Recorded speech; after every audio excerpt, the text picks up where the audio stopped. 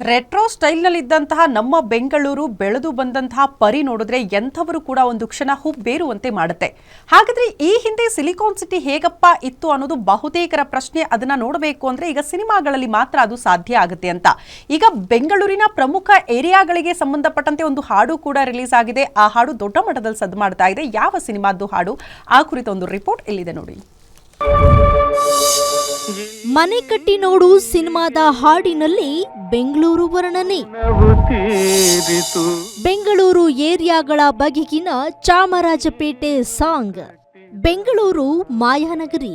ಬೆಂಗಳೂರು ಈಗ ಕಾಣುವ ರೀತಿ ನೀತಿ ಎಂಥವರನ್ನ ಬೆರಗಾಗಿಸಿದೆ ಅಂದ್ರೆ ತಪ್ಪಾಗೋದಿಲ್ಲ. ಆದರೆ 1965ರಲ್ಲಿ ಬೆಂಗಳೂರಿನ ಏರಿಯಾಗಳು ಹೇಗಿದ್ವು, ಬಸ್ಸು, ಮನೆ, ಜನಜೀವನ ಹೇಗಿತ್ತು ಅನ್ನೋದು ಮನೆ ಕಟ್ಟಿ ನೋಡು ಸಿನಿಮಾದ ಹಾಡಿನಲ್ಲಿ ಕಾಣಸಿಗತ್ತೆ.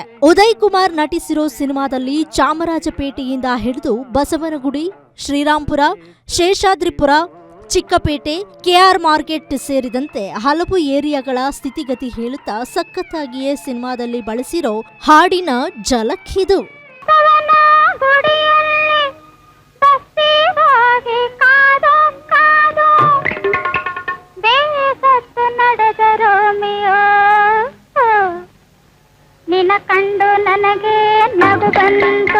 ಬೆಂಗಳೂರಿನ ಪ್ರಮುಖ ಏರಿಯಾಗಳ ಜೊತೆ ಅವುಗಳ ರಿಯಾಲಿಟಿ ಈ ಸಾಂಗ್ನಲ್ಲಿದೆ. ಚಿಕ್ಕಪೇಟೆ ಬಟ್ಟೆ ಅಂಗಡಿಗೆ, ಬಳೆಪೇಟೆ ಪೌಡರ್ಗೆ ಇರೋ ಪ್ರಾಶಸ್ತ್ಯದ ಜೊತೆ ಹಾಡು ಚಿತ್ರೀಕರಣ ಆಗಿತ್ತು. ಶ್ರೀ ಸದ್ಗುರು ನಿರ್ದೇಶನದಲ್ಲಿ ತಿಪಟೂರು ಫಿಲಂ ಬ್ಯಾನರ್ ನಡಿ ನಿರ್ಮಾಣವಾಗಿರೋ ಈ ಗೀತೆಗೆ ಸಿ.ವಿ. ಶಿವಶಂಕರ್ ಸಾಹಿತ್ಯ ಬರೆದಿದ್ದು, ಆ ರತ್ನ ಸಂಗೀತ ನಿರ್ದೇಶನ ಮಾಡಿದ್ದಾರೆ. ಸ್ವಾಮಿ ಹಾಗೂ ಲತಾ ಈ ಹಾಡಿಗೆ ಧ್ವನಿಗೂಡಿಸಿದ್ದಾರೆ.